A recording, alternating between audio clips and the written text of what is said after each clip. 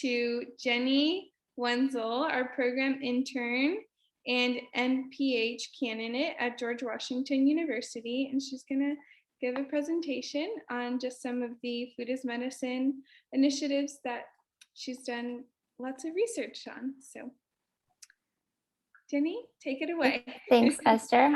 Yeah, so like you said, I'm been doing an internship with the Food Council, and I'm a student at GW. So one of the things that I was doing was researching food as medicine. And so I'm just going to give a short presentation about it to sort of provide some background for the presentations after this, which we'll be talking about some more programs.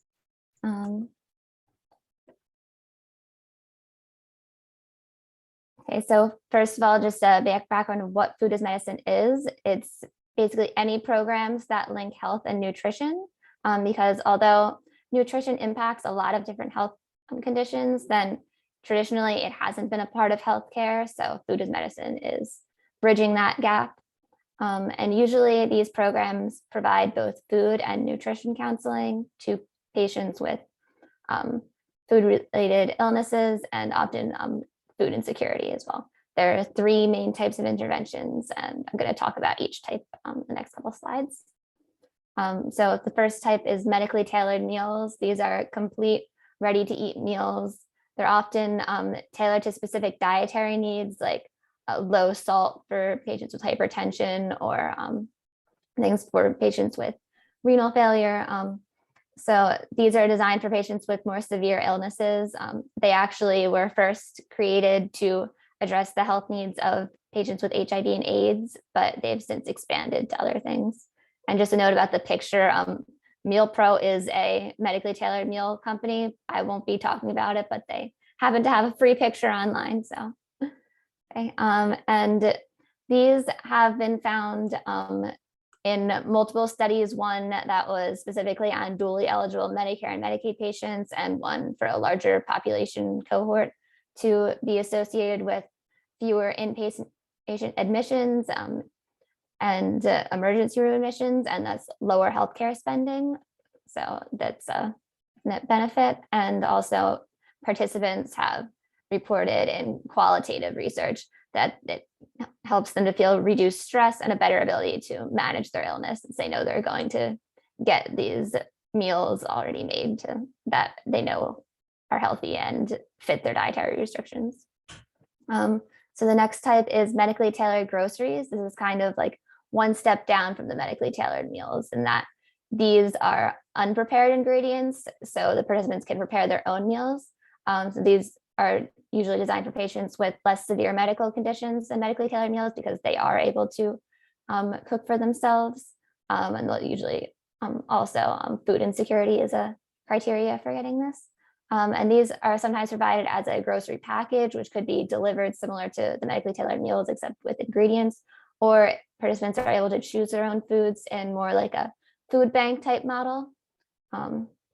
Yeah.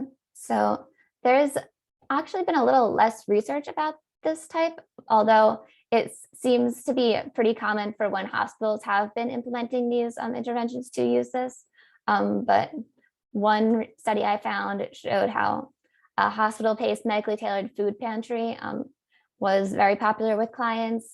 They reported that they felt the food was more nutritious and higher quality than at a traditional food pantry, and that they felt less stigma about using it because they knew it was recommended by their doctor. And then the third type is produce prescriptions. This is probably the most common type you might have heard about.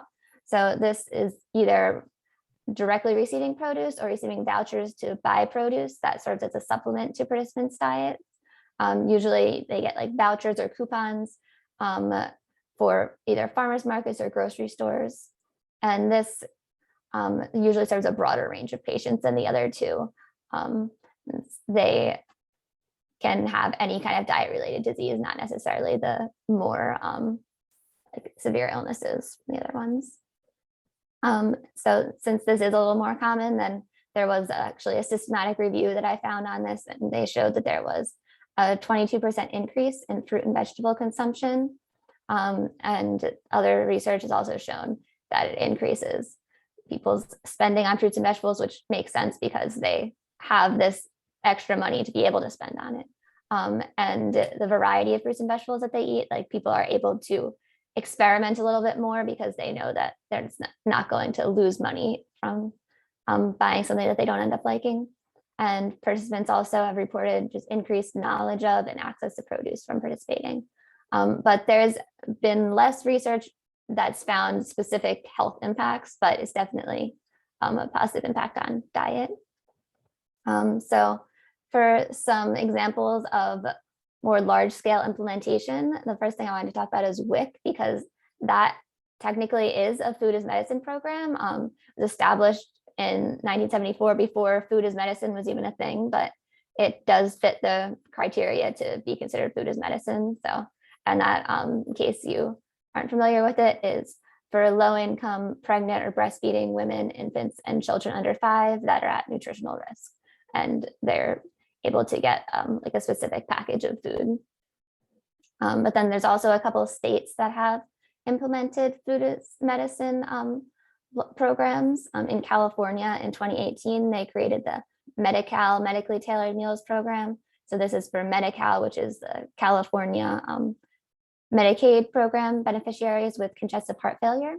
And then in Massachusetts, then in February, then a food as medicine pilot was proposed.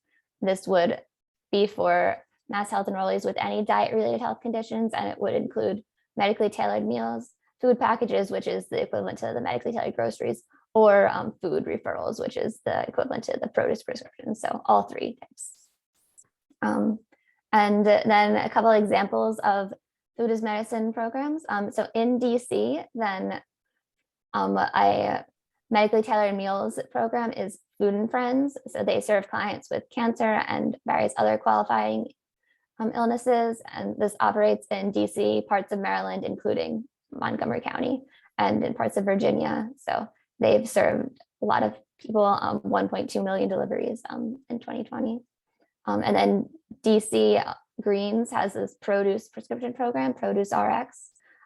So participating clinics, the doctors are able to prescribe this to their patients with diabetes or hypertension. And they originally were working with farmers markets, but they switched to work with Giant Food. So now participants receive $80 a month on a Giant bonus card that they can use to buy produce. And this was named the best food access program by this group, Edible DC, in 2017. So it's pretty well known and shown to be effective. And then in Maryland, then in the neighboring county, Prince George's County, then they recently started a produce prescription program called Prince George's Fresh. So this is very similar to the DC Greens Produce RX, where residents who are patients at participating clinics can get this prescription, and it's in partnership with Giant Foods. So they receive a Fresh Funds coupon each week that again can be used for food. And then there's a medically tailored meals organization called Movable Feast that operates in 14 Maryland counties, although it does not actually serve Montgomery County, but we're going to be hearing from speakers later about programs that are specifically for this county. So, and this mostly serves clients with HIV and AIDS, but also other qualifying illnesses that are referred by their healthcare provider. And they are a little smaller than the Food and Friends, but still served a lot of meals, 500,000 in 2021. So just to acknowledge, there's still some limitations in the research on these programs. So one problem is just that most of the research has been just on short-term interventions, and a lot of times these programs are funded by grants, and then when they run out, then they don't have money for it anymore. So there's less information about the long-term effects, and in some studies, and participants have reported difficulties buying food after the programs end, and they're no longer able to get this benefit. So just being able to ensure that these programs are able to last the entire time that participants need them is important. And also just because there is such a variety of food as medicine interventions, then it's difficult to actually do research on the effects, like especially with the produce prescription ones, since there's such a variety there. Okay. And so just if you're interested in this and want to get involved in any way in promoting food as medicine, then there is this Food as Medicine Coalition. They have a listserv you could sign up for, and then you can receive updates about their progress. And just keep aware of various legislation that is related to food as medicine. For example, there was a medically tailored home delivered meals demonstration pilot act proposed in 2021. So support legislation like that when it comes up. And you can also volunteer with many of these local food as medicine providers. Like actually in college, I had volunteered with Food and Friends before, where we would help package the meals. So that's definitely something that you can do if you want to get involved. And I said that also, since there's a lot of state food as medicine coalitions, it doesn't seem like there is one for Maryland, but that could be something maybe that the Food Council would want to work on, is developing one for Maryland to advocate for a statewide pilot program like the states did. Okay, so that's everything. Here's some of my sources, and if anybody has any questions, I'd be happy to answer them, but thanks for listening. Jenny, thank you so much for that presentation. That was really great information that you shared. Do you mind sharing that link in the chat for the Food as Medicine? Oh yeah, sure. Yeah, that'd be great. Does anyone have any follow-up questions or comments? I saw Lynn's comment about the giant bonus card purchases, and I believe you're talking about the Food as Medicine in PG, which we had them present, and I believe it's more the $20 card is limited to like certain items. I don't think it's like a typical gift card. And so yeah, I don't think it's open, and someone correct me if I'm wrong, from our presentation last month. I think it's specific items like the fruits and vegetables, but it's not like for everything, I believe. So yeah, that was my understanding as well, that it's only for specific items, although I'm not sure how they like do that to like make it different than a regular card, but I guess they developed these specifically for the programs. Yeah, thank you, Jenny. Oops, sorry, I accidentally sent a direct message instead of sending that link to everyone, so I'll just resend that. And I see someone's hand raised. Oh, I'm so sorry, I don't know how to say your name. I don't want to butcher it. Go, whoever put their hand up, you can go ahead. Okay, so my name is Muftar Shanaba, MPH candidate in Maryland. A really good presentation, Ms. Jennifer. I had a quick question for anybody involved. So is there any sort of food as medicine setups in Montgomery County proper? I know the one in PG, but also is there a way that we can put medically tailored meals or groceries in food pantries? Because I know, like in some food disparate areas, I think about some of the fridge spaces or the pantries that we set up, but I wasn't sure if there was something designed for those with pre-existing condition. I know that there is a Montgomery County program that I think the next speaker is actually going to be talking about. And yeah, I think that it would definitely be something to look into, working with existing food pantries to make them more medically tailored instead of. Yeah, and I apologize. Every time I try to turn my camera on, it crashes me out of Zoom, so I'll just have to be blank. Yeah, so I'll be chatting a little bit about the programming in Montgomery County. We aren't running any medically tailored meal programs besides kind of the extension of Food and Friends into Maryland, which is happening kind of independently. But I'll chat about a little bit about other programs when we start that up. And I'd love to hear kind of thoughts and ideas about how to opportunities to kind of grow and adapt. Yes, thank you, Ben. Does anyone have any questions? Don't want to miss anyone. I thought I saw another hand up, but I didn't want to miss anyone.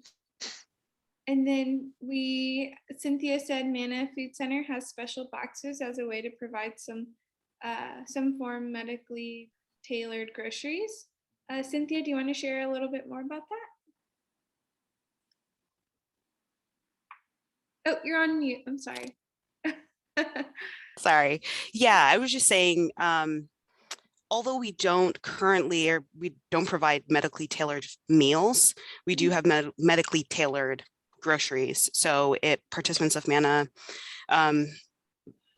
really, if you kind of tell us what medical diagnosis you have or anything that you're particularly dealing with, we have boxes that are already created. So one of the largest groups is like diabetes, like vegetarian. So we have specific boxes for those groups, but we do have some people who may have like kidney issues. And so we'll tailor those special boxes to kind of fit what somebody's needs are. So I was just saying that's one of the options that we have.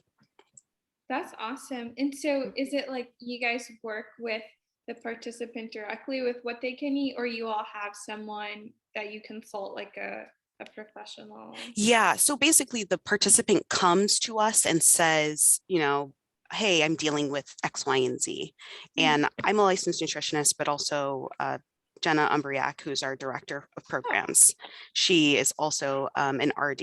So then we'll work to create a box for whatever that person's needs are. Awesome. I love that. I didn't know that. So it's good. Thank you for sharing. Does anyone else have any comments? I just dropped in the chat, but I was just curious if about the kind of the federal legislation or if any of the state programs focus on diabetic meals, or is it primarily HIV/AIDS, cancer, another kind of more, for lack of a better word, serious conditions? Do we know kind of how big the scope is for some of this legislation? A lot of the legislation does cover diabetic meals, or like even the state programs, like the Massachusetts pilot I know would include any diet related health conditions. But generally for diabetic meals is less likely for it to be medically tailored meals and more likely to be the medically tailored groceries or produce prescriptions. Thank you. Great.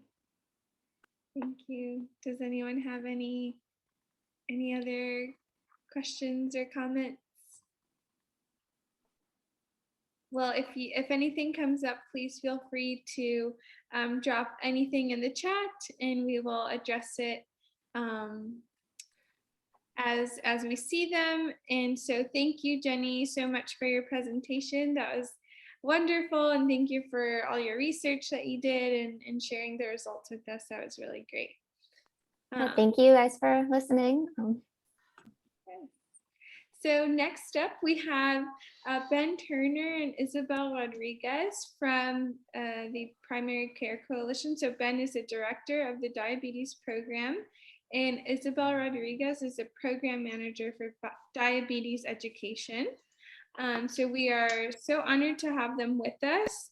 And so, yeah, they're going to share a little bit about the Food as Medicine program in Nexus Montgomery in the county. So Great, thank you. And could you enable screen sharing? Sorry, I didn't send you slides before, but I have them to pop up.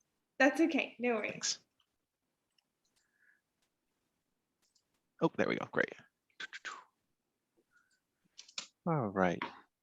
So good morning, everyone. So thank you all for having us. So I'll just walk through a little bit of the background of Food as Medicine programming in Montgomery County, how it's grown, the challenges to growth and sustainability, and how we're thinking about long-term future, and how that links up with the Nexus Montgomery Diabetes Program. And then both me and Isabel, my colleague, can kind of walk through any questions about this, or if there's a follow-up, we'd love to kind of schedule any additional kind of one-on-ones or small group meetings to talk through it. All right, so I don't think I need to go into I'll be beating a dead horse to go into too much detail about kind of the need for food as medicine in Montgomery County, but this the program in Montgomery County started up back in 2017 with the initial focus primarily being to link food as medicine programming with the Montgomery Cares program, And with the Care for Kids program, the two safety net coverage programs administered by Montgomery County that the Primary Care Coalition actually kind of oversees and provides overall management to. And so that's kind of how our role in this partnership started up, that since we administer these two large programs, adding on the food as medicine, rolling it out, piloting at a few different clinics, and with the Care for Kids program was the goal.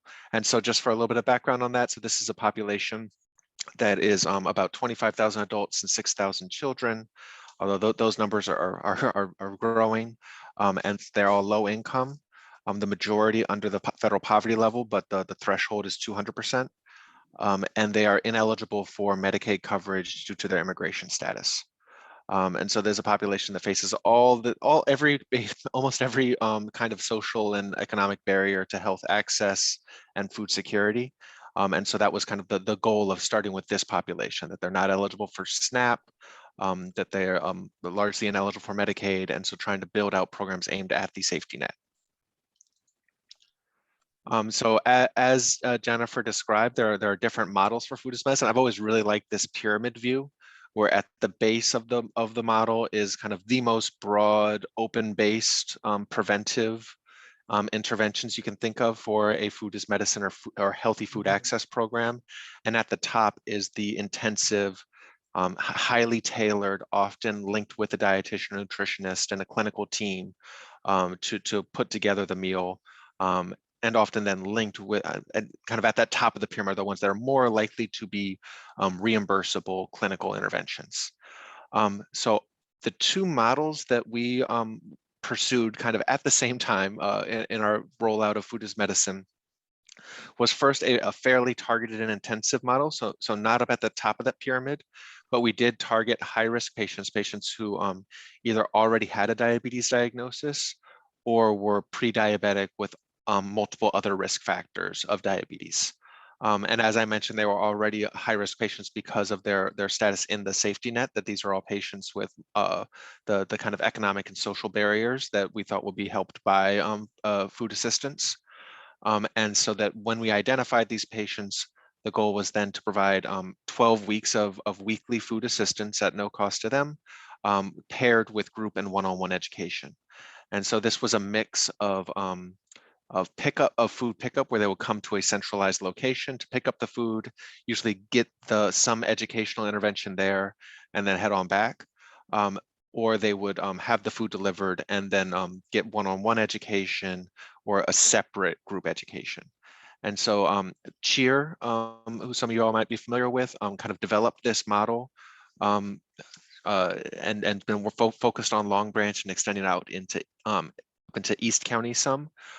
Focusing on this kind of heavy use of community health workers, and then pulling together the different food assistance providers, especially Manna, but then also lots of some Hungry Harvest for food delivery, and then some other community food banks to kind of put together a full 12 weeks of food assistance to pair with the education. So that's kind of model one, a targeted and intensive model aimed at changing behavior in addition to addressing the food insecurity in a population. The second really just aims to address food insecurity. And this is just implementing routine screening and referral. So this is the Screen Intervene program. So I think in some definitions of food as medicine, this doesn't even really kind of reach the full definition of food as medicine, because it is primarily just providing a referral to the local food assistance programs. We don't provide additional funding for like a giant gift card or a specific food box. This is just referring folks out to the programs and then making sure that the programs have the information needed to help connect them with the food. Because we have Manna as such a great partner, we can kind of rely on the fact that they do have the diabetic friendly boxes, and they do a lot of intake and coordination that brings this to make sure that it is approaching a food as medicine program, but this doesn't have the intensive educational components. It doesn't have tons of follow-up and behavioral change pressure on the participants. It is just connecting them with food assistance. So I will pause there for a second if anyone has any questions, just kind of on these two models. Great. So the program, especially that 12-week model, was really successful. I think that it surpassed expectations in a lot of the ways that we, in a lot of the things that we measured. So it, there's pretty comprehensive pre and post surveys as a part of the model, as well as tracking in the medical records the actual change to indicators, which the main ones are the glycemic control, the HbA1c, and the BMI and weight of the participants.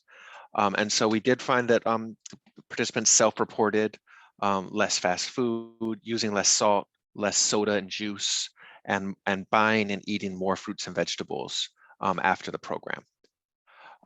And that nearly 2/3 of the diabetic participants improved their glycemic control.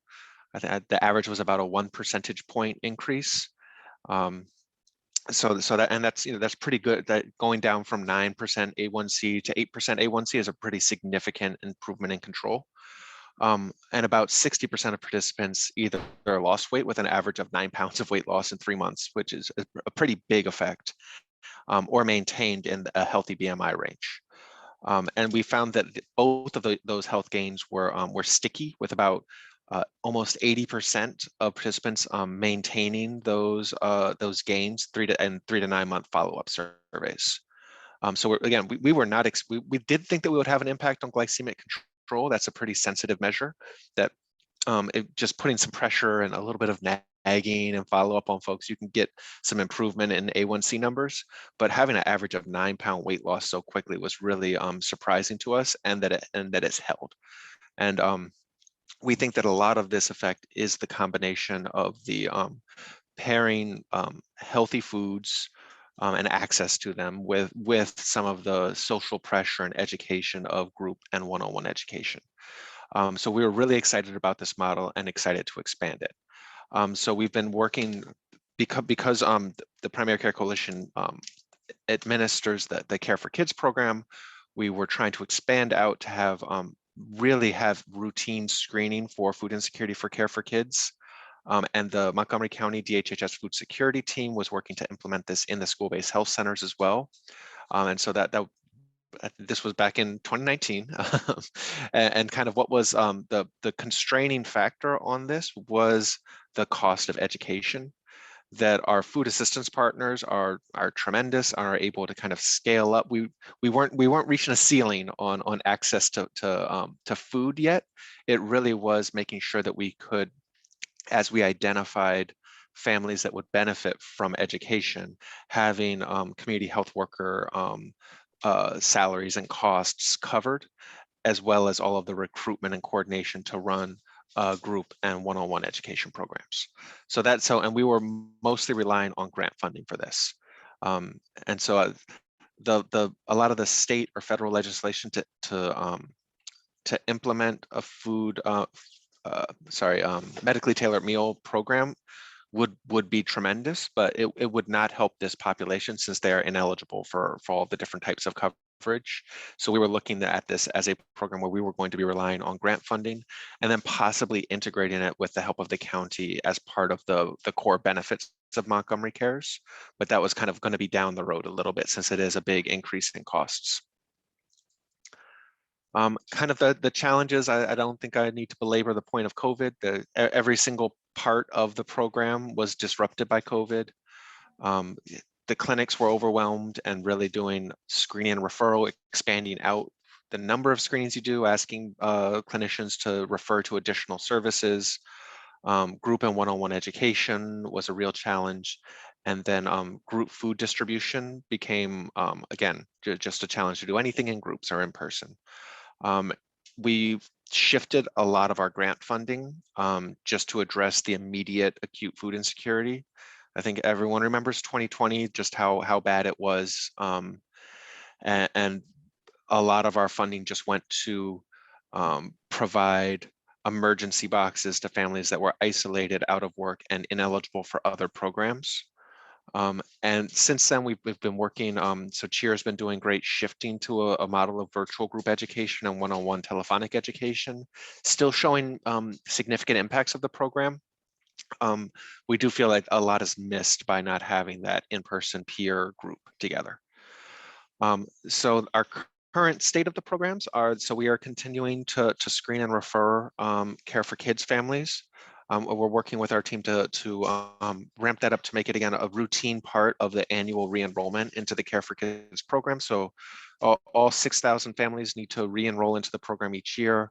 And there's forms they have to fill out. So integrating the food insecurity screening questions and then follow up with all that screen positive for food insecurity.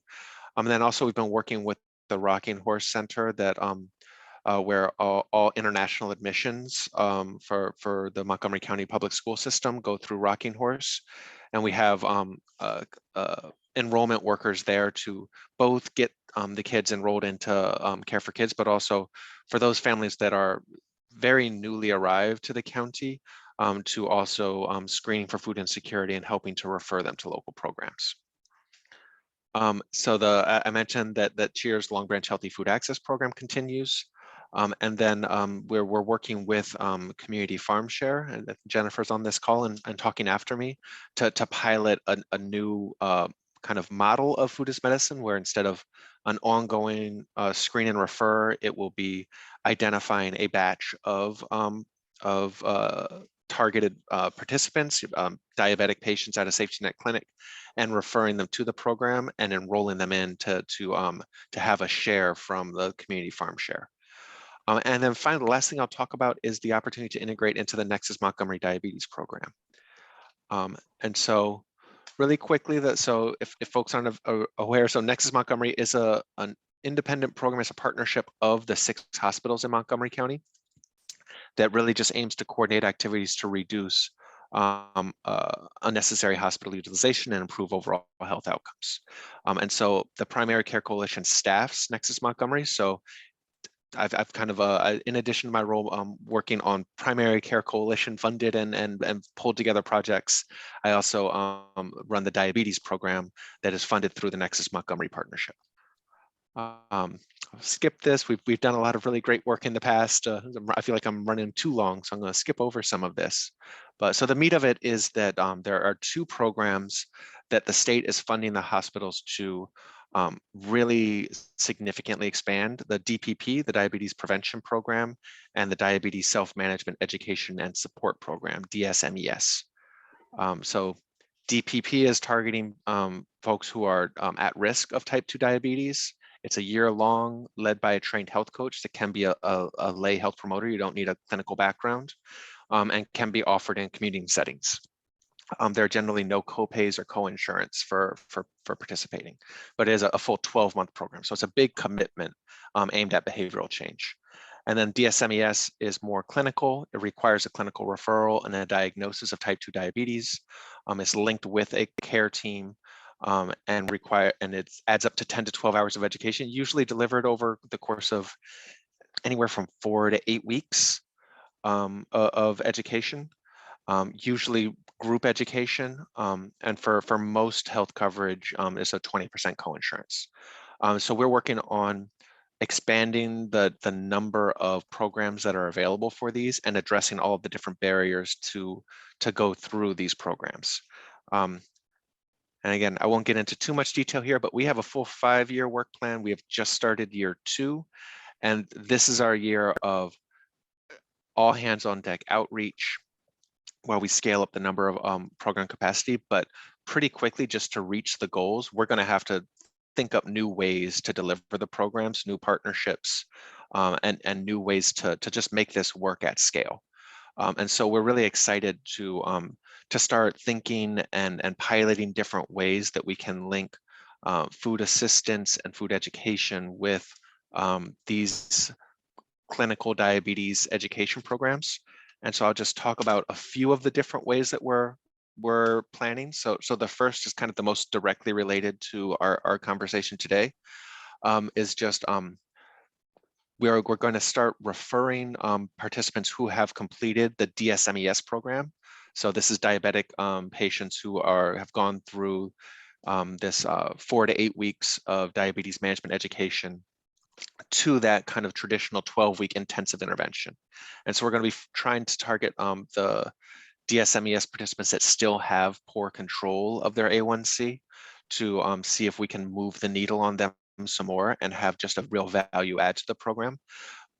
But this is just our first pilot idea. We want to test different ways to integrate different models of food as medicine with these diabetes programs, whether it is just giving out healthy food boxes at the classes, having it be a ramp up where you can go to a kind of food as medicine style program for 6 to 12 weeks before starting one of these intensive clinical programs, or other ways of doing it. So we're, like I said, we're in the, in the kind of ideating and trying out new ideas to test this out.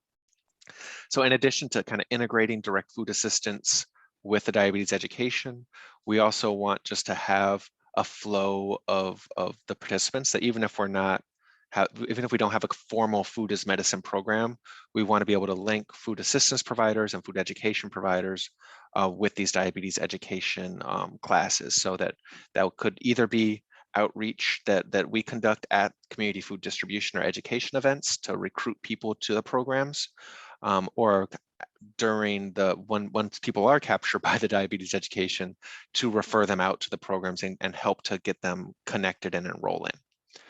And then finally is a different kind of integration is to start hosting the diabetes education at community sites.